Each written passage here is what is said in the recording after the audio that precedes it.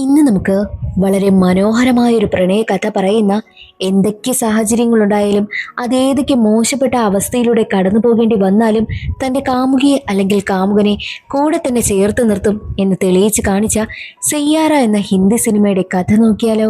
Cinema തുടങ്ങുമ്പോൾ കഥാനായികയെ വാണിയാണ് കാണിക്കുന്നത്. വാണി കോളേജിൽ പഠിക്കുന്ന സമയത്ത് മഹേഷ് എന്ന പയ്യനുമായി പ്രണയത്തിലായിരുന്നു.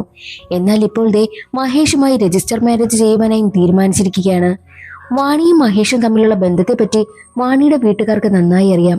അവരും നല്ല സപ്പോർട്ടാണ്. അതുകൊണ്ട് തന്നെ രജിസ്റ്റർ മാരേജിന് അവർക്ക് പ്രശ്നമൊന്നുമില്ല. വീട്ടുകാരും ഒപ്പം ചെല്ലാമെന്ന് സമ്മതിക്കും. വീട്ടുകാരെത്തും മുൻപ് തന്നെ രജിസ്റ്റർ ഓഫീസിലെത്തി കാര്യങ്ങളെല്ലാം റെഡിയാക്കുകയായിരുന്നു വാണി.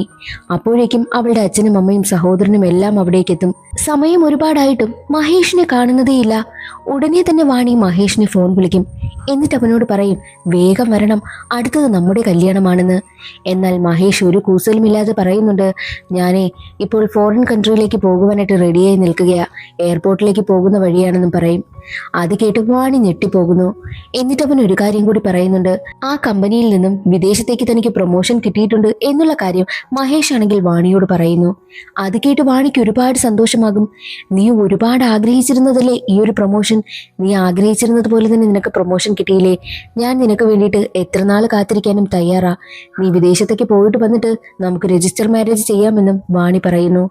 കാരണം അവന്റെ സന്തോഷത്തിന് വേണ്ടിയിട്ട് അവൾ അവളുടെ ആ ഒരു കല്യാണം വരെ ത്യാഗം ചെയ്യുകയാണ്.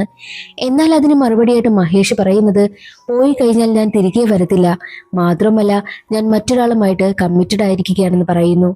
അത് കേട്ട് വാണി ഞെട്ടുന്നു. മഹേഷിന്റെ ആ ഒരു കമ്പനിയില്ലേ സോൾമേറ്റ്സ് എന്ന് പറയുന്ന ആ കമ്പനിയുടെ ഹെഡിന്റെ മകളുമായിട്ടാണ് അവനിപ്പോൾ കമ്മിറ്റഡ് ആയിരിക്കുന്നത്. അതുകൊണ്ട് തന്നെയാണ് അവന് പ്രൊമോഷൻ കിട്ടിയിരിക്കുന്നതും. പ്രൊമോഷന് വേണ്ടിയിട്ട് അവൻ അവന്റെ യഥാർത്ഥ പ്രണയത്തെ ത്യാഗം ചെയ്ത് മറ്റേ കമ്പനിയുടെ ഹെഡിന്റെ മകളുമായിട്ട് അവൻ പ്രണയത്തിലായിരിക്കുന്നു. ആ മകളെ വിവാഹം ചെയ്തു കഴിഞ്ഞാൽ ഇവന് പ്രൊമോഷൻ. അതിനു വേണ്ടിയിട്ടാണ് അവൻ വാണിയെ നൈസായിട്ട് അങ്ങ് തേച്ചതെന്ന് തന്നെ പറയാം. അതറിഞ്ഞ വാണിയാണെങ്കിൽ തകർന്നു പോകും. തന്നെ തേച്ചിട്ട് കാമുകൻ നാടുവിട്ടു എന്നറിഞ്ഞതോടുകൂടി വാണിയാണെങ്കിൽ അവിടെ വെച്ച് ബോധം കെട്ട് വീഴുകയാണ്. അതെല്ലാം കഴിഞ്ഞ് കുറേ മാസങ്ങൾ കടന്നുപോയി. വീട്ടിൽ തന്നെ അടച്ചിരിക്കുന്ന വാണിയാണ് കാണിക്കുന്നത്. വാണിക്കടുത്തേക്ക് അവളുടെ അമ്മ വരും. നിന്നെ വേണ്ടാന്ന് പറഞ്ഞ് പോയവന് വേണ്ടിയിട്ട് നീ എന്തിനാ ഇങ്ങനെ നിന്റെ ജീവിതം കളയുന്നത്? അവന്റെ നിന്നെ കളഞ്ഞിട്ട് അവൻ പുതിയ കാമുകിയുമായിട്ട് നല്ല ജോലിയുമായി ഹാപ്പിയായി ജീവിക്കുന്നു. പിന്നെ നീ എന്തിനാ ഇങ്ങനെ ഇരിക്കുന്നത്? നിനക്ക് ആഗ്രഹവും സ്വപ്നങ്ങളും ഒക്കെ ഇല്ലേ എന്ന് പറഞ്ഞ് അമ്മ അവളെ മോട്ടിവേറ്റ് ചെയ്യുന്നു. അമ്മയുടെ ആ വാക്കുകളാണെങ്കിലോ അവൾക്ക് പ്രചോദനമായി. അവൾ വീണ്ടും തന്റെ ജീവിതത്തിലേക്ക് തിരികെ വരുവാനായി തീരുമാനിച്ചു. അവളുടെ ഏറ്റവും വലിയ ആഗ്രഹം ഒരു ജേർണലിസ്റ്റ് ആവുക എന്നതായിരുന്നു. അതിനു വേണ്ടിയിട്ട് അവൾ ഒരു കമ്പനിയിലേക്ക് ഇന്റർവ്യൂവിനായിട്ടും എത്തും. അവൾ എന്നിട്ട് അവിടെ പറയുന്നുണ്ട്, എൻ്റെ ആഗ്രഹം ഒരുപാട് എഴുതണം, എൻ്റെ എഴുത്തിലൂടെ ഒരുപാട് പേര് എന്നെ അറിയപ്പെടണം, ആ ഒരു എഴുത്തിലൂടെ എനിക്ക് ഒരുപാട് കാര്യങ്ങൾ തുറന്നു പറയണമെന്നും അവൾ അവിടെ പറയുന്നു. അങ്ങനെ അവൾക്ക് ആ ഒരു കമ്പനിയിൽ ജോലി ലഭിക്കുകയാണ്. വാണി ഇന്റർവ്യൂവിന് കയറുന്നതിന് മുൻപ് തന്നെ റോഡിൽ വെച്ച് വാണിയെ ക്രോസ് ചെയ്തൊരു പയ്യൻ പോകുന്നുണ്ടായിരുന്നു. അത് മറ്റാരുമല്ല, നമ്മുടെ കഥാനായകനായിരുന്നു. അവന്റെ പേരാണ് ക്രിഷ്. ഇന്റർവ്യൂ എല്ലാം കഴിഞ്ഞ് വാണി പുറത്തേക്ക് വരുന്ന സമയത്ത് അവളുടെ മുന്നിലേക്ക് ക്രിഷ് വരും. എന്നിട്ട് വാണിയുടെ ഒരു ഡയറി ആണെങ്കിൽ അന്നേരം മിസ്സായി പോയിരുന്നു. ആ ഡയറി അവളുടെ കയ്യിൽ ഏൽപ്പിക്കും. അവൾക്ക് ഒരുപാട് സന്തോഷമാകുന്നു. നിങ്ങളുടെ പേരെന്താ എന്ന് അവൾ ചോദിക്കുന്ന സമയത്ത്, എൻ്റെ പേരെന്താണെന്ന് ഇപ്പോൾ നിനക്ക് മനസ്സിലാകുമെന്ന് പറഞ്ഞ് കൃഷി ഉടനെ തന്നെ മുകളിലേക്ക് പോകുന്നു. വാണിയെ ഇന്റർവ്യൂ എടുത്ത ആളില്ലേ, ആ ആളിനെ പോയി ഒരുപാട് തല്ലും. എന്നിട്ടവനാണെങ്കിൽ അയാളെ ഒരുപാട് വഴക്ക് പറയുന്നുണ്ട്. നിനക്ക് എൻ്റെ പേരറിയത്തില്ലേ, പിന്നെ നീ എന്തുകൊണ്ട് എൻ്റെ പേര് കൊടുത്തില്ല എന്ന് പറഞ്ഞാണ് അവൻ തല്ലുന്നതും. കാരണം എന്തെന്നാൽ ഈ കൃഷും അവന്റെ കൂട്ടുകാരും ചേർന്ന് ഒരു മ്യൂസിക് ബാൻഡ് നടത്തുന്നുണ്ട്. ഇവരുടെ മ്യൂസിക് ബാൻഡിനെ കുറിച്ച് വാണി ഇപ്പോൾ ഇന്റർവ്യൂവിന് വന്ന ന്യൂസ് ചാനലില്ലേ, ആ ചാനലാണെങ്കിൽ ഒരു റിപ്പോർട്ട് കൊടുത്തിരുന്നു. എന്നാൽ അതിൽ കൃഷിന്റെ പേരിന് പകരം മെയിൻ ലീഡായിട്ട് മറ്റൊരാളുടെ പേരാണ് കൊടുത്തിരിക്കുന്നത്. അതും ആ പയ്യന്റെ അച്ഛന്റെ ഇൻഫ്ലുവൻസ് കാരണമാണ് ഇവർ ആ പയ്യന്റെ പേര് കൊടുത്തതും കൃഷിന്റെ പേര് ഒഴിവാക്കിയതും. അതറിഞ്ഞ കൃഷ് ആണെങ്കിൽ നേരെ വന്നിട്ട് റിപ്പോർട്ട് എഴുതിയവനിട്ടാണ് നല്ലത് കൊടുക്കുന്നതും. നിനക്ക് എൻ്റെ പേരറിയത്തില്ലേടാ, എൻ്റെ പേരാണ് കൃഷ്, ഇപ്പോൾ നിനക്ക് മനസ്സിലായോ എന്ന് ചോദിച്ചാണ് ഒരുപാട് തല്ലുന്നതും. അവർ കഷ്ടപ്പെട്ടാണ് ആ ഒരു മ്യൂസിക് ബാൻഡ് മുന്നോട്ട് കൊണ്ടുപോകുന്നതും. എന്നിട്ട് കഷ്ടപ്പാടെല്ലാം വേറൊരുത്തൻ കൊണ്ടുപോകുന്നെന്ന് പറഞ്ഞാൽ ആരെങ്കിലും സഹിക്കുമോ? അവിടെ നിന്നിറങ്ങി കൃഷ് നേരെ വരുന്നത് ഏത് പയ്യന്റെ പേരാണോ ചേർത്തിരുന്നത് ആ പയ്യന്റെ അടുത്തേക്കാണ്. അവനടുത്ത് വന്ന് കൃഷ് ആണെങ്കിൽ ഒരുപാട് പ്രശ്നമുണ്ടാക്കും. അതിനുശേഷം തന്റെ കൂട്ടുകാരോടൊപ്പം ചേർന്ന് ഒരു മ്യൂസിക് ബാൻഡ് ആരംഭിച്ചല്ലോ. കൂട്ടുകാരുമായിട്ടും പ്രശ്നമുണ്ടാക്കി അവൻ ആ ഒരു ബാൻഡിൽ നിന്നും പിരിഞ്ഞു പോവുകയാണ്. എന്നിട്ട് പിന്നീട് സ്വന്തമായിട്ടാണ് അവൻ ഓരോ പാട്ടുകളും പാടുന്നതും ഓരോ മ്യൂസിക് ഷോയിലും പങ്കെടുക്കുന്നതും. എന്നാൽ ഇവൻ എല്ലാത്തിനും സപ്പോർട്ടായിട്ട് ഇവന്റെ കൂട്ടുകാരനായ കെവിനുണ്ട്. ബാക്കിയുള്ള കൂട്ടുകാർ സപ്പോർട്ട് ചെയ്തില്ലെങ്കിലും കെവിനാണ് ഏറ്റവും കൂടുതൽ കൃഷിനെ സപ്പോർട്ട് ചെയ്യുന്നതും അവന്റെ കൂടെ നിൽക്കുന്നതും. കാരണം കെവിന് നന്നായിട്ട് അറിയാം എന്താണ് കൃഷിന്റെ കഴിവെന്ന്. ആ ഒരു കഴിവ് മനസ്സിലാക്കിക്കൊണ്ടാണ് അവനെ ഏറ്റവും കൂടുതൽ സപ്പോർട്ട് ചെയ്ത് നിൽക്കുന്നത് തന്നെയും. കൃഷിന്റെ ഏറ്റവും വലിയ ആഗ്രഹം ലോകമറിയുന്ന ഒരു പോപ്പ് ഗായകനാവുക. അത് തന്നെയാണ്. അതിനു വേണ്ടിയിട്ട് ഭ്രാന്തമായിട്ട് പ്രവർത്തിച്ചു കൊണ്ടിരിക്കുകയാണ് കൃഷ്. കൃഷിന്റെ ഗാനങ്ങൾക്കൊക്കെ ഒരുപാട് ആരാധകരുണ്ട്. അവനെ ഇഷ്ടപ്പെടുന്ന ഒരുപാട് പേരുണ്ട്. മ്യൂസിക് ബാൻഡ് വിട്ട് പുറത്തു വന്നെങ്കിലും അവൻ ഒറ്റയ്ക്കാണല്ലോ ഇപ്പോൾ പ്രോഗ്രാമിലൊക്കെ പങ്കെടുക്കുന്നത്. പ്രിൻസ് എന്നൊരു വലിയൊരു പോപ്പ് ഗായകനുണ്ട്. അവനാണെങ്കിലോ മില്യൺസ് കണക്കാണ് ഫോളോവേഴ്സ് ഉള്ളത് പോലും. അങ്ങനെ ഒരു പ്രിൻസുമായിട്ട് കൊളാബ് ചെയ്യുവാനായിട്ടാണ് കൃഷി തീരുമാനിച്ചിരിക്കുന്നതും. ഉടനെ തന്നെ പ്രിൻസ് ഒരു ലൈവ് കോൺസെർട്ട് നടത്താൻ പോവുകയാണ്. അതിൽ കൃഷും പങ്കെടുക്കുന്നുണ്ട്. കൃഷിനോട് നല്ലൊരു സോങ് കമ്പോസ് ചെയ്യുവാനായി പ്രിൻസ് പറയും. അതിന്റെ തിരക്കിലായിരുന്നു കൃഷ്. അതേസമയം തന്നെയായിരുന്നു കൃഷിനെ ഇന്റർവ്യൂ എടുക്കുവാനായിട്ട് നമ്മുടെ കഥാനായികയെ വാണി അവിടേക്ക് വരുന്നതും. വാണിയോട് ഒരുപാട് കാര്യങ്ങൾ അവൻ പറഞ്ഞു കൊടുക്കുന്നുമുണ്ട്.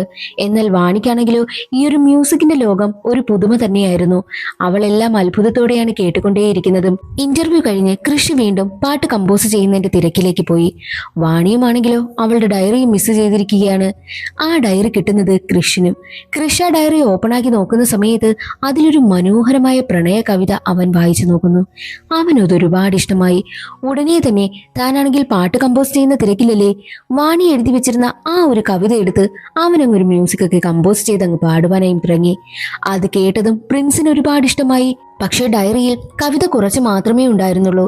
എന്നാലും കൃഷി തൻ്റെതായ രീതിയിൽ ആ ഒരു കവിത പാടുന്നു. അത് കേൾക്കുന്ന പ്രിൻസിന് ഒരുപാട് ഇഷ്ടമായി. കൊള്ളാമല്ലോ ഇത്, ഈ 2 വരി മാത്രമേ ഉള്ളൂ, ബാക്കി എന്താ കംപ്ലീറ്റ് ചെയ്തതെന്ന് പ്രിൻസ് ചോദിക്കും. എന്നാൽ കൃഷാണെങ്കിൽ നേരെ വാണിയെ ചൂണ്ട് കാണിച്ചിട്ട്, ദേ ആ നിൽക്കുന്ന പെൺകുട്ടിയാ ഇത് കംപ്ലീറ്റ് ചെയ്യേണ്ടത്, ഇത് അവളുടെ കവിതയാണെന്നും കൃഷ് പറയുന്നു. ഉടനെ തന്നെ പ്രിൻസ് വാണിക്കടുത്തെത്തിയിട്ട് ഈ ഒരു ലിറിക്സ് നീ കംപ്ലീറ്റ് ചെയ്ത് കഴിഞ്ഞാൽ നിങ്ങളുടെ മീഡിയ കമ്പനിക്ക് ഞാൻ ഇന്റർവ്യൂ തരാമെന്നും പ്രിൻസ് സമ്മതിക്കുന്നു.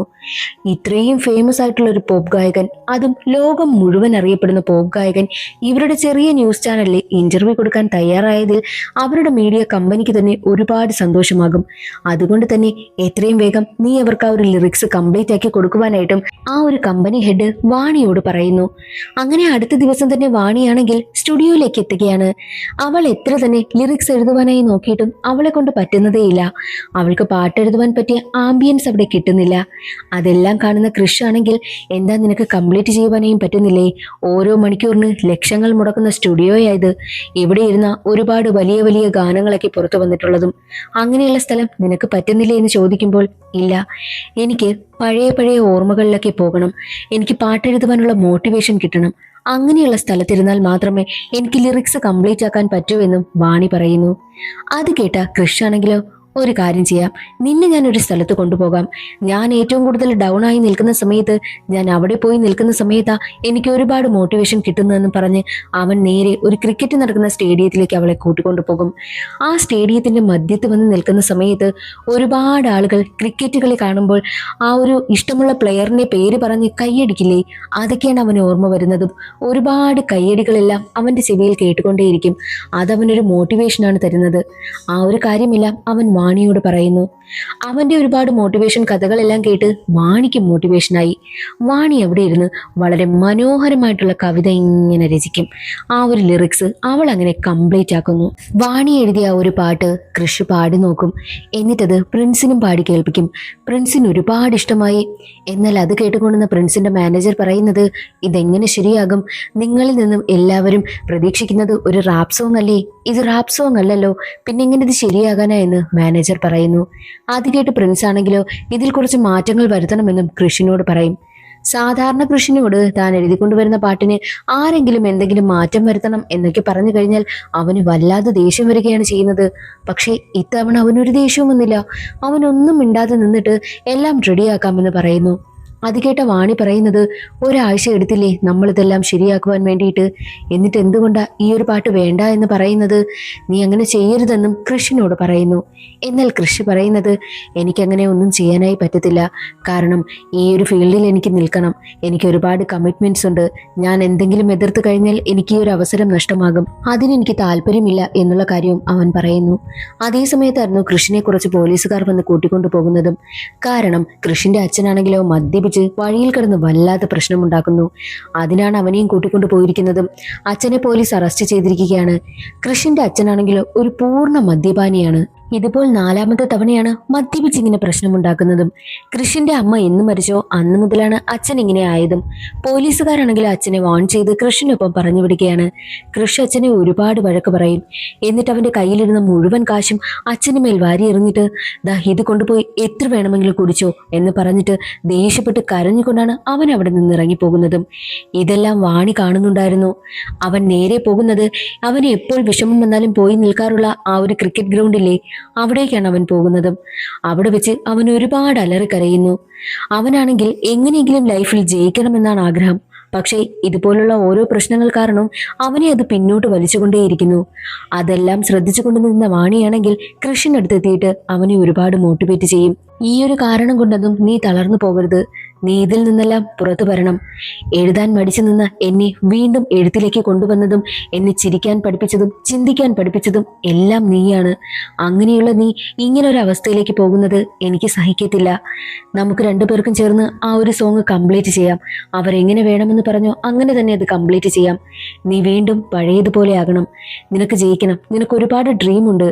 അതെല്ലാം നീ ഫോക്കസ് ചെയ്യണം എന്നുള്ള കാര്യമെല്ലാം അവൾ പറയുന്നു. എന്നിട്ട് വാണി അവളുടെ പാസ്റ്റ് ലൈഫിൽ നടന്ന അവളുടെ എക്സ് ബോയ് ഫ്രണ്ട് അവളെ ചീറ്റ് ചെയ്തിട്ട് പോയ കാര്യങ്ങളെല്ലാം അവനോട് തുറന്നു പറയുന്നു. ഇതിൽ നിന്നെല്ലാം ഞാൻ പുറത്തു വന്ന് ഇന്ന് ഞാൻ ഹാപ്പി ആയിട്ടിരിക്കാൻ കാരണം നീയാ. നീ പഴയതുപോലെ ആകണം.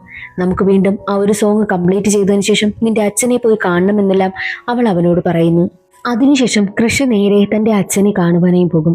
അച്ഛനൊരു ബാറിലിരുന്ന് മദ്യപിക്കുകയാണ്. മദ്യപിക്കുക മാത്രമല്ല, അവിടെ ആരുടെ പേഴ്സ് മോഷ്ടിച്ചെന്ന് പറഞ്ഞ് അവിടെയുള്ളവരെല്ലാവരും ചേർന്ന് അച്ഛനെ തല്ലുകയായിരുന്നു. അതിൽ നിന്നെല്ലാം അച്ഛനെ രക്ഷിച്ച കൃഷിയാണെങ്കിൽ നേരെ അച്ഛനെയും കൊണ്ടുവന്നത് ഒരു ഡി അഡിക്ഷൻ സെന്ററിലേക്കാണ്. അച്ഛന് ട്രീറ്റ്മെന്റ് കൊടുക്കണമെങ്കിൽ കുറേ ലക്ഷങ്ങൾ ചിലവാകും. അതുകൊണ്ട് തന്നെ അവൻ എന്ത് ചെയ്യുമെന്ന് ചിന്തിച്ചു നിൽക്കുകയാണ്. അവന്റെ കയ്യിലാണെങ്കിലോ അത്രയ്ക്കും കാശൊന്നുമില്ല. അതുകൊണ്ട് തന്നെ വാണിയോടൊപ്പം ചേർന്ന് പുതുതായിട്ട് അവൻ ആ ഒരു സോങ് കമ്പോസ് ചെയ്തില്ലേ, ആ സോങ് കൊണ്ടുവന്ന് പ്രിൻസിന് വിൽക്കും. എന്നിട്ട് എഗ്രിമെന്റും സൈൻ ചെയ്ത് ലക്ഷങ്ങളും എണ്ണി വാങ്ങിയാണ് അവിടെ നിന്ന് പോകുന്നത്. അതും അച്ഛന്റെ ചികിത്സയ്ക്ക് വേണ്ടിയിട്ട്. എന്നാൽ ഈ പ്രിൻസ് കൃഷിന് ക്രെഡിറ്റ് കൊടുത്തിട്ടില്ല. മാത്രമല്ല കൃഷിന്റെ പേര് ഒരു സ്ഥലത്ത് പോലും ഉൾക്കൊള്ളിച്ചിട്ടേയില്ല. അതെല്ലാം കൃഷിന് മനസ്സിലാകുന്നുണ്ട്. മാത്രമല്ല ലൈവ് കോൺസെർട്ട് നടക്കുകയാണ്. ആ കോൺസെർട്ടിൽ പ്രിൻസ് ആണെങ്കിൽ ആ പാട്ട് പാടും. എന്നാൽ താൻ കമ്പോസ് ചെയ്ത ആ ഒരു പാട്ട് പ്രിൻസ് സ്റ്റേജിൽ നിന്ന് പാടുന്നതെല്ലാം പുറത്ത് സാധാരണ ജനങ്ങളെ പോലെ നിന്ന് കണ്ടുകൊണ്ട് നിൽക്കുകയാണ് കൃഷി. അവൻ ചിന്തിക്കും, തനിക്ക് ലഭിക്കേണ്ട ആ ഒരു അംഗീകാരവും പ്രശസ്തിയും എല്ലാമാണല്ലോ ആ പ്രിൻസ് കൊണ്ടുപോകുന്നതെന്ന്. എന്നാലും അവൻ സങ്കടത്തോടെ അതെല്ലാം ചിന്തിച്ചുകൊണ്ട് നിൽക്കുന്ന സ്ഥലത്തേക്കാണ് വാണി കടന്നു വരുന്നതും. വാണിക്ക് മനസ്സിലായി അവൻ വല്ലാത്തൊരവസ്ഥയിൽ തകർന്നു നിൽക്കുകയാണെന്ന്. തകർന്നു നിൽക്കുന്ന കൃഷിന്റെ കൈ പിടിക്കുകയാണ് വാണി. അവിടെ നിന്നും അവരുടെ ലവ് സ്റ്റാർട്ടാവുകയാണ്. വാണിയുമായി പ്രണയത്തിലായതിനു ശേഷം കൃഷ് ഒരുപാട് ഹാപ്പിയായിരുന്നു. അവൻ അവന്റെ ലൈഫിൽ എന്തൊക്കെ കാര്യം അച്ചീവ് ചെയ്യണമെന്ന ആഗ്രഹമുണ്ട് അതെല്ലാം വാണിയോട് തുറന്നു പറയും. അപ്പോൾ വാണി പറയുന്നത്, ഇതൊന്നും നിനക്ക് ഒറ്റയ്ക്ക് സാധിക്കത്തില്ല. നിങ്ങൾക്കൊരു ഗ്രൂപ്പ് ഉണ്ടായിരുന്നല്ലോ, ഇന്ത്യൻ മ്യൂസിക് ബാൻഡ്. അതിൽ നീ വീണ്ടും പോയി റീജോയിൻ ചെയ്യണം. എന്നിട്ട് അവരോടൊപ്പം ചേർന്ന് വീണ്ടും പഴയതുപോലെ തന്നെ സോങ് ഒക്കെ കമ്പോസ് ചെയ്യണം എന്നുള്ള കാര്യവും വാണി പറയുന്നു. വാണി പറയുന്ന അഡ്വൈസ് എല്ലാം കൃഷി കേൾക്കും. അങ്ങനെ കൃഷി തന്റെ പഴയ ഫ്രണ്ട്സിനോടൊപ്പം വീണ്ടും റീജോയിൻ ചെയ്യുകയാണ്. എന്നിട്ടവർ പഴയതുപോലെ തന്നെ വീണ്ടും പാട്ടൊക്കെ കമ്പോസ് ചെയ്ത് യൂട്യൂബിലൊക്കെ അപ്ലോഡ് ചെയ്യുന്നു. അവരുടെ യൂട്യൂബ് ചാനലും അവരുടെ പാട്ടുമൊക്കെ വലിയ ഹിറ്റാവുകയാണ്. അവരുടെ ലൈഫ് സന്തോഷകരമായി മുന്നോട്ട് പോവുകയായിരുന്നു. ഒരു ദിവസം വാണിയെ ഡ്രോപ്പ് ചെയ്യുവാനായിട്ട് അവളുടെ വീട്ടിലേക്ക് എത്തുകയായിരുന്നു കൃഷി. അവൾ മറ്റൊരുത്തന്റെ ബൈക്കിൽ വന്നിറങ്ങുന്നത് അവളുടെ അച്ഛനും അമ്മയും ഒക്കെ കാണുന്നു. വാണി വീട്ടിലേക്ക് കയറി ചെന്നതും അമ്മ ചോദിക്കുന്നുണ്ട്, ഈ ഇടയ്ക്കല്ലേ നീ ഒരു റിലേഷൻഷിപ്പിൽ നിന്നും പുറത്തു വന്നത്?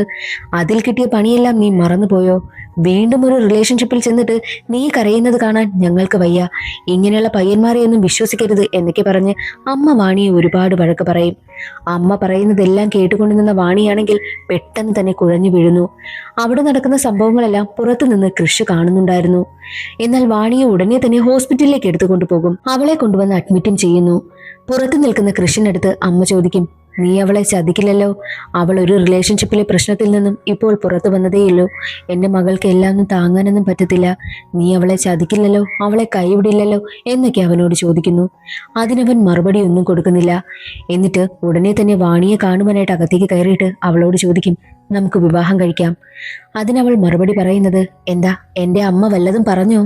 പക്ഷെ അപ്പോഴും കൃഷ് നമുക്ക് വിവാഹം കഴിക്കാം എന്ന് തന്നെ പറഞ്ഞുകൊണ്ടിരിക്കും. അതൊന്നും വേണ്ട, ഇപ്പോൾ ആദ്യം വേണ്ടത് നിന്റെ ആഗ്രഹങ്ങളെല്ലാം നീ നേടിയെടുക്കുക. നീ ആഗ്രഹിച്ചതുപോലെ തന്നെ ഫേമസ് ആയിട്ടുള്ള ഒരു പാട്ടുകാരനാവുക. അത് നീ ആദ്യം ചെയ്യണമെന്നും അവൾ അവനോട് പറയുന്നു. അങ്ങനെ കൃഷാണെങ്കിലോ കൂട്ടുകാരോടൊപ്പം ചേർന്ന് ഒരു ട്രാവൽ സോങ് കമ്പോസ് ചെയ്യുവാനായി പോവുകയാണ്. ഗോവയിൽ വെച്ചൊരു കോൺസെർട്ട് നടത്തണമെന്നാണ് അവരുടെ ആഗ്രഹവും. അതിനു വേണ്ടിയിട്ട് ബസ്സിൽ പൊയ്ക്കൊണ്ടിരിക്കുന്ന സമയം കൃഷിന്റെ ഫാൻസ് എല്ലാവരും ബസ്സിനെ വളയുന്നു. അത് കണ്ട് കൃഷും കൂട്ടുകാരും എല്ലാവരും ഞെട്ടുകയാണ്. കൃഷി ഉടനെ തന്നെ ബസ്സിന് മുകളിൽ കയറുന്നു നോക്കുമ്പോൾ ഒരുപാട് ജനങ്ങൾ അവനെ കാണുവാനായി എത്തിയിട്ടുണ്ട്. എല്ലാവരും അവന്റെ പേര് തന്നെ വിളിച്ചു പറഞ്ഞുകൊണ്ടേയിരിക്കും. ഇതെങ്ങനെ സംഭവിച്ചു എന്നാണ് കൃഷി ചിന്തിക്കുന്നത്. സത്യത്തിൽ കൃഷിന്റെ കൂട്ടുകാരനാണെങ്കിൽ അവൻ പാടുന്ന പാട്ടെല്ലാം യൂട്യൂബിൽ അപ്ലോഡ് ചെയ്തിരുന്നു. അതെല്ലാം ബില്യൺസ് കണക്കിന് വ്യൂസ് ആണ് കിട്ടിയിരിക്കുന്നതും. ഇപ്പോൾ അവൻ ഗോവയിലേക്ക് വരുന്നതറിഞ്ഞ് ഗോവയിലുള്ള അവന്റെ ഫാൻസ് എല്ലാവരും ചേർന്ന് അവനെ പൊതിഞ്ഞിരിക്കുകയാണ്. എന്നാൽ മറ്റൊരു വശത്ത് നമ്മുടെ വാണിക്ക് ട്രീറ്റ്മെന്റ് നടക്കുന്നു. ഡോക്ടറാണെങ്കിൽ വാണിയോട് കുറച്ച് കാര്യങ്ങൾ പറയും. അതവളെ ഞെട്ടിപ്പിക്കുന്ന കുറെ വാർത്തകളായിരുന്നു. എന്തെന്നാൽ വാണിക്ക് അൽഷൈമർ രോഗം ബാധിച്ചിരിക്കുകയാണ്. ഏകദേശം 10-65 വയസ്സിൽ വരേണ്ട രോഗമാണ് ഇപ്പോൾ ഇവൾക്ക് വന്നിരിക്കുന്നതും. ഈയൊരു രോഗം 10-17 വയസ്സുള്ള ഒരു പെൺകുട്ടിക്കും സ്ഥിരീകരിച്ചതാ. അതിനുശേഷം ദേ ഇപ്പോഴാ. നീ ഈ ഒരു കാര്യം നിന്റെ അച്ഛനോടും അമ്മയോടും ഒക്കെ പറയണം. കാരണം കുറച്ചുനാൾ കഴിയുമ്പോൾ പതിയെ പതിയെ നീ എല്ലാവരെയും മറക്കും. നിനക്ക് വേണ്ടപ്പെട്ടവരെ, നീ ഹൃദയത്തിൽ സൂക്ഷിക്കുന്നവരെ വരെ നീ മറന്നു പോകും. പുറത്തോട്ട് പോകുന്നത് വരെ അച്ഛൻ്റെയും അമ്മയുടെയും സഹായത്തോട് മാത്രമേ ചെയ്യാവൂ. കുറേ നാൾ കഴിയുമ്പോൾ വീടിന്റെ അഡ്രസ്സ് പോലും, നിന്റെ ഫോൺ നമ്പർ പോലും നിനക്ക് ഓർമ്മ കാണില്ല. അതുകൊണ്ട് ഈ ഒരു കാര്യമെല്ലാം നിന്റെ അച്ഛനും അമ്മയും അറിഞ്ഞിരിക്കണം എന്നുള്ള കാര്യം ഡോക്ടർ പറയുന്നു.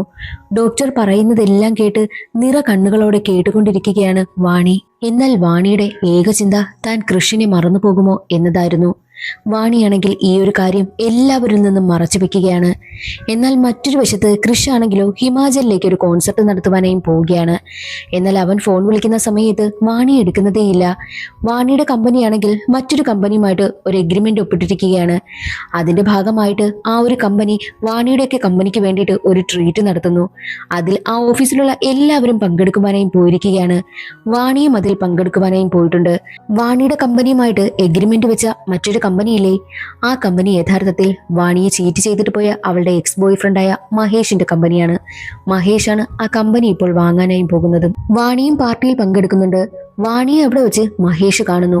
മഹേഷ് അവളെ തേച്ചിട്ട് പോയതാണെങ്കിലും ക്യാഷ്വലായിട്ട് വന്ന് തന്നെ അവളോട് സംസാരിക്കും. ഹേ വാണി, നിനക്ക് സുഖം തന്നെയല്ലേ?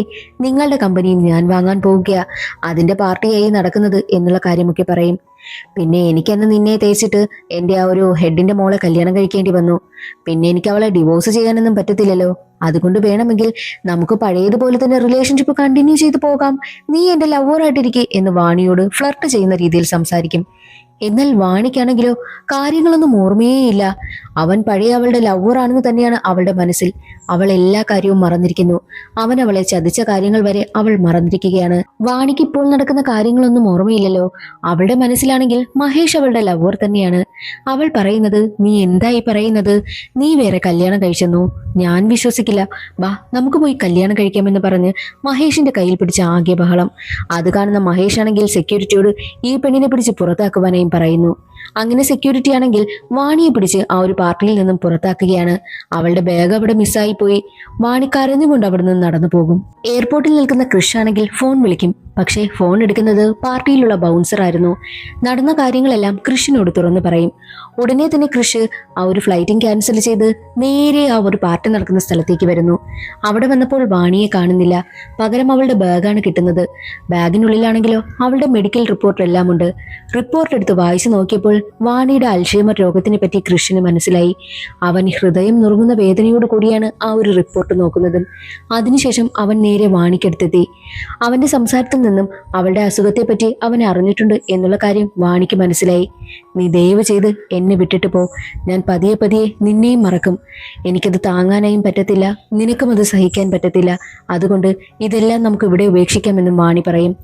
എന്നാൽ കരഞ്ഞുകൊണ്ട് കൃഷ് അവളോട് പറയും, നീ എത്ര മറന്നാലും നിന്നെ ഞാൻ എല്ലാം ഓർമ്മിപ്പിച്ചുകൊണ്ടേയിരിക്കും.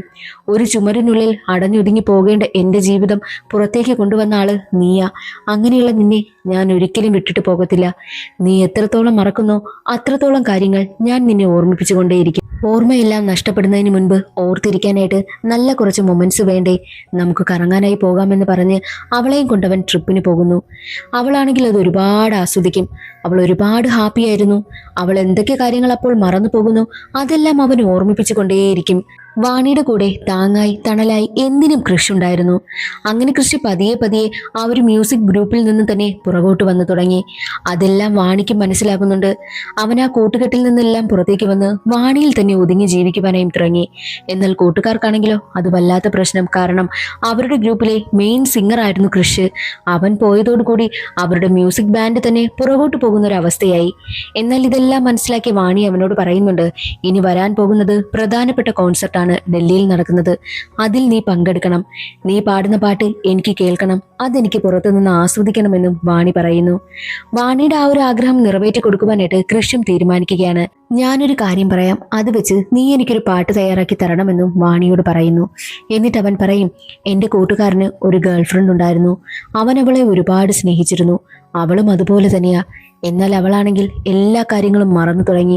പതിയെ പതിയെ അവനെയും മറക്കുമെന്ന അവസ്ഥയായി.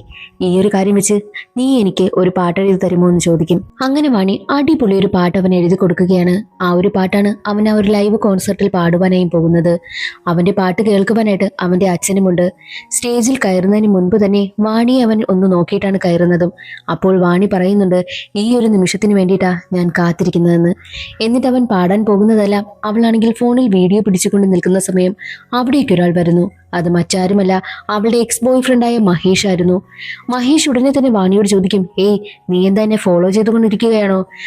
എന്തായാലും ശരി, വാ നമുക്ക് പോകാമെന്ന് പറഞ്ഞിട്ട് അവളെയും കൂട്ടിക്കൊണ്ട് അവനാണെങ്കിൽ അവന്റെ റൂമിലേക്ക് പോകും. അവൾ അപ്പോഴും വിചാരിച്ചിരിക്കുന്നത് ഈ മഹേഷ് അവളുടെ ബോയ് ഫ്രണ്ട് ആണെന്നാണ്. അവൾ ബാക്കിയുള്ള കാര്യങ്ങളെല്ലാം മറന്നു പോയിരിക്കുന്നു. വാണി മറുത്തൊന്നും പറയുന്നതേയില്ല. വാണിയെ റൂമിലേക്ക് കൊണ്ടുപോയ മഹേഷ് ആണെങ്കിൽ അവളോട് ഫിസിക്കൽ റിലേഷനിൽ ഏർപ്പെടുവാനായും ശ്രമിക്കും. അവളാണെങ്കിലോ അത് അവളുടെ കാമുകനാണെന്ന് കരുതിയിരിക്കുന്നു. എന്നാൽ മറ്റൊരു വശത്ത് പാട്ട് പാടുവാനായി തുടങ്ങുന്ന കൃഷ് ആണെങ്കിലോ സ്റ്റേജിന് പുറത്ത് വാണിയെ കാണുന്നതേയില്ല. വാണിയെ അവൻ അവിടെയൊക്കെ അന്വേഷിക്കും. ഒടുവിൽ അവൻ മഹേഷിനൊപ്പം റൂമിലിരിക്കുന്ന വാണിയെ കാണുന്നു. മഹേഷ് അവളോട് മോശമായി പെരുമാറുവാൻ ശ്രമിക്കുന്നത് കണ്ട് ഉടനെ തന്നെ കൃഷ് അവനെ എടുത്തിട്ടടിക്കും. എന്നാൽ വാണി കരുതിയിരിക്കുന്നത് മഹേഷ് അവളുടെ കാമുകനാണെന്നും. ഉടനെ തന്നെ കൃഷ്ണനെ പോയി തടഞ്ഞിട്ട് ഒരു കത്തിയെടുത്ത് അവന് നേരെ ചൂണ്ടിയിട്ട്, നീ ആരാ? നിനക്ക് എന്താ പ്രശ്നം? നീ എന്തിനാ എന്റെ ബോയ് ഫ്രണ്ടിനെ തല്ലുന്നത് എന്ന് പറഞ്ഞ് അവൾ പ്രശ്നമുണ്ടാക്കുന്നു. അവൾ എല്ലാ കാര്യവും മറന്നുപോയി എന്നുള്ളത് കൃഷിന് മനസ്സിലായി.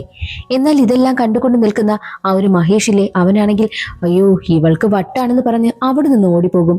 മഹേഷ് ഓടിപ്പോയത് കണ്ട് വാണി അലറിക്കരയുന്നു. അവളെ സമാധാനിപ്പിച്ചത് കൃഷിയായിരുന്നു. കരഞ്ഞുകൊണ്ടാണ് അവൻ അവളെ സമാധാനിപ്പിക്കുന്നതും. ഈ ഒരു കാരണം കൊണ്ട് തന്നെ അവന്റെ കോൺസെർട്ട് ആണെങ്കിൽ മുടങ്ങിപ്പോവുകയാണ്. ആ ഒരു സങ്കടത്തിൽ അവൻ തിരിച്ചു വരുന്ന സമയം അവനോട് അച്ഛൻ പറയുന്നുണ്ട്, നിന്റെ അമ്മ മരിച്ചതിന് ശേഷം ഞാൻ മദ്യപിക്കുവാനായി ആരംഭിച്ചു. ആ ഒരു മദ്യപാനം കാരണം എൻ്റെ ജീവിതവും പോയി, നിന്റെ ജീവിതവും അത് കാരണം നഷ്ടമായില്ലേ? എനിക്ക് നിന്നെപ്പോലും ഒന്ന് ശ്രദ്ധിക്കാൻ പറ്റിയില്ല. അതുപോലെ ഈ വാണിക്ക് വേണ്ടിയിട്ട് നീ നിന്റെ ജീവിതം കളയരുത്. നിനക്ക് നല്ലൊരു ഭാവിയുള്ളതാണ്. അവളെ കൊണ്ടുവന്ന് അവളുടെ വീട്ടിലാക്കണം. എന്നിട്ട് നിന്റെ സ്വപ്നങ്ങളൊക്കെ നേടാൻ നീ മുന്നോട്ട് പോകണമെന്നും അച്ഛൻ അവനെ ഉപദേശിക്കുന്നു. എന്നാൽ അവൻ വാണിയെ ഉപേക്ഷിക്കുവാനായി തയ്യാറല്ലായിരുന്നു. ആരൊക്കെ എന്തൊക്കെ പറഞ്ഞാലും അവളെ താൻ കൂടെ നിർത്തും എന്ന് തന്നെയായിരുന്നു അവന്റെ മനസ്സിലും. അടുത്ത ദിവസം കൃഷി ഉറക്കമുണരുന്ന സമയത്ത് റൂമിൽ വാണിയെ കാണില്ല. പകരം അവിടെ ഒരു ലെറ്റർ ആയിരുന്നു ഉണ്ടായിരുന്നത്. അതിൽ അവൾ എഴുതിയിരുന്നത്, പതിയെ പതിയെ ഞാൻ നിന്നെയും മറന്നു തുടങ്ങും. അതിനു മുൻപായിട്ട് ഞാൻ നിന്നിൽ നിന്ന് പോകണം. ഞാൻ നിന്റെ കൂടെ ഉണ്ടെങ്കിൽ ഉറപ്പായിട്ടും നിന്റെ സ്വപ്നങ്ങൾ നേടുവാനായിട്ട് കഴിയില്ല. അതുകൊണ്ട് തന്നെ എല്ലാം ഇവിടെ അവസാനിക്കുകയാണ് എന്നായിരുന്നു ആ ലെറ്ററിൽ. അവൾ ആ ഒരു ലെറ്ററും എഴുതി വെച്ചിട്ട് അവനെ ഉപേക്ഷിച്ച് പോയിരിക്കുകയാണ്. അവനത് താങ്ങാനായില്ല. എവിടെയൊക്കെ അന്വേഷിച്ചിട്ടും വാണിയെ കണ്ടുപിടിക്കുവാനായും കഴിഞ്ഞില്ല. വാണി അവസാനമായി എഴുതി കൊടുത്ത സെയ്യാറ എന്ന സോങ് അവനാണെങ്കിൽ ഒരു ലൈവ് കോൺസെർട്ടിൽ വന്നുനിന്ന് പാടും. അവന്റെ ഉദ്ദേശം ഇതെങ്ങനെയെങ്കിലും വാണി അറിഞ്ഞ് അവനടുത്തേക്ക് തിരിച്ചു വരണം എന്നായിരുന്നു. ആ പാട്ട് അവൾ കാണുമെന്നായിരുന്നു അവൻ പ്രതീക്ഷിച്ചതും. അവനടുത്തേക്ക് തിരിച്ചു വരും എന്ന് തന്നെ അവന് പ്രതീക്ഷയുണ്ടായിരുന്നു. പക്ഷേ ഒന്നും തന്നെ നടന്നില്ല. ആ ഒരു പാട്ട് ഹിറ്റായതല്ലാതെ വാണി അവനടുത്തേക്ക് വന്നില്ല. അങ്ങനെ കുറേ വർഷങ്ങൾ കടന്നുപോയി. കൃഷിന്റെയും കൂട്ടുകാരുടെയും ആ ഒരു മ്യൂസിക് ബാൻഡിലെ ഇപ്പോൾ ലോകമറിയുന്ന മ്യൂസിക് ബാൻഡായി മാറിയിരിക്കുകയാണ്. ഏകദേശം K-pop ലെവലിൽ വരെ എത്തിയിരിക്കുകയാണ്. അവർ അത്രയ്ക്കും ഫേമസ് ആയി. ലണ്ടനിൽ വെച്ച് അവരുടെ ഒരു മ്യൂസിക് കോൺസെർട്ട് നടക്കുവാനായും പോവുകയാണ്. അവന്റെയും അവന്റെ കൂട്ടുകാരുടെയും ഏറെ നാളത്തെ ആഗ്രഹമായിരുന്നു അതും. കൂട്ടുകാരെല്ലാവരും സന്തോഷമാണ്. എന്നാൽ കൃഷ്ണനാണെങ്കിലോ ഒട്ടും സന്തോഷമില്ല. അവന്റെ ജീവിതമായി കരുതിയിരുന്ന വാണി അവനൊപ്പമില്ല. അതാണ് അവന്റെ ഏക വിഷമവും. അവൻ എവിടെ പോയാലും അവൻ ആദ്യം ചിന്തിക്കുന്നത് വാണിയെക്കുറിച്ച് തന്നെയാണ്. അങ്ങനെ അവർ ലണ്ടനിലേക്കെത്തും. ലണ്ടനിലെ ലൈവ് കോൺസെർട്ടിൽ പങ്കെടുക്കുന്നതിന് മുൻപ് തന്നെ അവർക്കൊരു റിഹേഴ്സൽ നടത്തണം. റിഹേഴ്സൽ നടത്തിക്കൊണ്ടിരിക്കുന്ന സമയത്ത് അവിടുത്തെ വലിയൊരു TV-യിൽ കൃഷിന്റെ സെയ്യാറെ പാട്ടിലെ ആ ഒരു പാട്ട് പ്ലേ ചെയ്യുകയാണ്. ആ ഒരു പാട്ടാണെങ്കിൽ ഇൻസ്റ്റഗ്രാമിലൊക്കെ ഒരുപാട് വൈറലായി. ആ ഒരു പാട്ട് ഒരുപാട് പേര് റീൽസ് ഒക്കെ ചെയ്തു. ആ റീൽസ് എല്ലാം അവിടെ പ്രദർശിപ്പിക്കുകയായിരുന്നു. എന്നാൽ അതിലൊരു റീൽസ് ഹിമാലയത്തിൽ നിന്നുള്ളതായിരുന്നു. ആ ഒരു റീൽസിൽ ഒരു പെൺകുട്ടിയുടെ നിറ കണ്ണുകളാണ് കാണിക്കുന്നതും. അത് കണ്ടതും അത് വാണിയുടെ കണ്ണാണെന്ന് കൃഷിന് മനസ്സിലായി. ഉടനെ തന്നെ കൃഷ് ലണ്ടൻ കോൺസെർട്ട് തന്നെ ക്യാൻസൽ ചെയ്തിട്ട് അവൻ ഹിമാലയത്തിലേക്ക് പുറപ്പെടും. വാണി താമസിക്കുന്ന ആ ഒരു ഹോസ്റ്റൽ കണ്ടെത്തി അവിടേക്ക് എത്തിക്കുകയാണ് കൃഷ്. അവിടെ കുറച്ച് പെൺകുട്ടികളുണ്ടായിരുന്നു. പക്ഷേ വാണി അവിടെയില്ല. ആ പെൺകുട്ടികളോട് വാണിയെക്കുറിച്ച് അന്വേഷിക്കുന്ന സമയത്ത് ആ പെൺകുട്ടികൾ പറയുന്നത് വാണി ഇവിടെ വന്നിട്ട് ഏകദേശം ഒരു 3 വർഷമായി കാണും. 3 വർഷവും അവൾ പറയുന്ന ഒരേ ഒരു പേര് കൃഷ് കപൂർ എന്നായിരുന്നു. എന്നാൽ കുറച്ച് നാളുകളായിട്ട് അവൾ എല്ലാം മറന്നിരിക്കുന്നു, പാവമെന്ന് ആ പെൺകുട്ടികൾ പറയും. എന്നിട്ട് വാണി എവിടെയുണ്ട് ആ ഒരു സ്ഥലം കൊണ്ടുവന്ന് കാണിക്കുകയാണ്. വാണി ഒരു സ്ഥലത്ത് ഒറ്റയ്ക്കിരിക്കുന്നു. എന്നാൽ വാണിയെ കണ്ട കൃഷാണെങ്കിൽ അവളുടെ അടുത്തേക്ക് വരും. കൃഷിനെ കണ്ട വാണി നിങ്ങൾ ആരാ എന്ന് ചോദിക്കും. കൃഷാണെങ്കിലോ തന്റെ സങ്കടമെല്ലാം മനസ്സിൽ മറച്ചു വെച്ച് ഞാനൊരു മ്യൂസീഷ്യനാണെന്ന് പറയും. അത് കേട്ട വാണി ഞാനും പണ്ട് ഒരുപാട് എഴുതുമായിരുന്നു, പക്ഷേ എന്നെ കൊണ്ട് ഇപ്പോൾ പറ്റുന്നില്ല, പഴയതുപോലെ ഒന്നും എഴുതാൻ സാധിക്കുന്നില്ല എന്നും സങ്കടത്തോടെ അവൾ പറയും. ഉടനെ തന്നെ കൃഷാണെങ്കിൽ അവളെ കൂട്ടിക്കൊണ്ട് ഒരു സ്ഥലത്തേക്ക് പോകും. വാ, നിന്നെ ഞാൻ ഒരു സ്ഥലത്ത് കൊണ്ടുപോകാമെന്ന് പറഞ്ഞാണ് അവളെയും കൊണ്ടുപോകുന്നത്. അതൊരു ക്രിക്കറ്റ് ഗ്രൗണ്ടായിരുന്നു. മുൻപ് വാണിക്കൊന്നും എഴുതുവാനായുള്ള മോട്ടിവേഷൻ ഇല്ല എന്ന് പറയുന്ന സമയത്ത് കൃഷ് അവളെയും കൂട്ടി ഒരു സ്റ്റേഡിയത്തിലേക്ക് പോകുമായിരുന്നല്ലോ. അതേ സീൻ തന്നെ അവൻ റീക്രിയേറ്റ് ചെയ്യുവാനായും ശ്രമിക്കും. അവളെ ഒരു ക്രിക്കറ്റ് ഗ്രൗണ്ടിലേക്ക് കൊണ്ടുവന്ന് നിർത്തിയിട്ട് അവൻ ഒരുപാട് കാര്യങ്ങൾ അവളോട് പറയുന്നു. വാണിക്ക് പഴയതുപോലെ എഴുതുവാനുള്ള മോട്ടിവേഷൻ കൊടുക്കുക, അതുമാത്രമല്ല അവന്റെ ലക്ഷ്യം. പഴയ അതേ സന്ദർഭം റീക്രിയേറ്റ് ചെയ്ത് അവളിൽ ഓർമ്മ വരുത്തുക, അത് തന്നെയായിരുന്നു അവന്റെ ലക്ഷ്യവും. അവൻ എന്താണോ വിചാരിച്ചത് അത് സക്സസ് ആയിരിക്കുകയാണ്. അവൾ പെട്ടെന്ന് തന്നെ അവനെ നോക്കിയിട്ട് കൃഷ് കപൂർ എന്ന് വിളിക്കും. അതോടുകൂടി അവളുടെ ഓർമ്മയെല്ലാം തിരിച്ചു വന്നിരിക്കുകയാണ്. അത് കൃഷിനും മനസ്സിലായി. രണ്ടുപേരും പരസ്പരം കെട്ടിപ്പിടിക്കും. വാണി എന്തിനാണ് അവനെ വിട്ടിട്ട് പോയതെന്നാൽ അന്ന് ഡൽഹിയിൽ ആ ഒരു കോൺസെർട്ടിൽ പങ്കെടുക്കുവാനായി പോയ സമയത്തല്ലേ മഹേഷുമായിട്ട് ആ ഒരു പ്രശ്നമൊക്കെ അവിടെ നടന്നത്. ആ ഒരു പ്രശ്നം കാരണമാണല്ലോ കൃഷിന് ആ ഒരു കോൺസെർട്ടിൽ പങ്കെടുക്കാൻ പറ്റാതായി പോയതും. അതെല്ലാം വാണി അറിയുകയാണ്. താൻ കൂടെയുണ്ടെങ്കിൽ ഒരിക്കലും കൃഷിന് സക്സസ് ആവാൻ കഴിയില്ല എന്നവൾ ചിന്തിച്ചത് കൊണ്ടാണ് അവനെ വിട്ടിട്ട് പോയതും. എന്നാൽ ഇപ്പോൾ കൃഷാണെങ്കിലോ സക്സസ്ഫുൾ ആയിട്ടുള്ള ഒരു മ്യൂസീഷ്യനായിട്ടാണല്ലോ നിൽക്കുന്നതും. അങ്ങനെ കൃഷ് പതിയെ പതിയെ അവളുടെ പഴയ ഓർമ്മകളെല്ലാം തിരിച്ചു കൊണ്ടുവരാൻ ശ്രമിക്കുകയാണല്ലോ. കൃഷിന് അവന്റെ വാണിയെ തിരിച്ചു കിട്ടിയിരിക്കുകയാണ്. അങ്ങനെ കൃഷും വാണിയും വിവാഹം കഴിക്കുന്നതും കാണിച്ചുകൊണ്ട് സിനിമയുടെ കഥ അവിടെ അവസാനിക്കുന്നു. ഇന്നത്തെ ഈ ഒരു വീഡിയോ എല്ലാവർക്കും ഇഷ്ടമായി എന്ന് കരുതുന്നു. ഇഷ്ടമായാൽ ഒന്ന് ലൈക്ക് ചെയ്ത് സപ്പോർട്ട് ചെയ്യാനും ചാനൽ ഇഷ്ടമായാൽ സബ്സ്ക്രൈബ് ചെയ്യാനും മറക്കരുതേ. അടുത്തൊരു സിനിമയുടെ കഥയിൽ കാണാം. അതുവരെ എല്ലാവർക്കും ബൈ.